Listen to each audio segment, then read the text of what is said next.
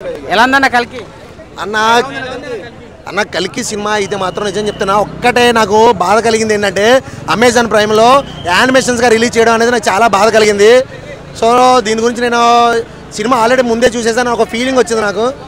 నేను ఇంతకు మించి ఏం చెప్పలేను అన్న. అంతే. సినిమా ఎందుకు మీకు డిసప్పాయింట్ చేసిందన్న? నేను ఆల్రెడీ చూసేసాను కదా అన్న, అమెజాన్ ప్రైమ్లో చూసేసాను కదా.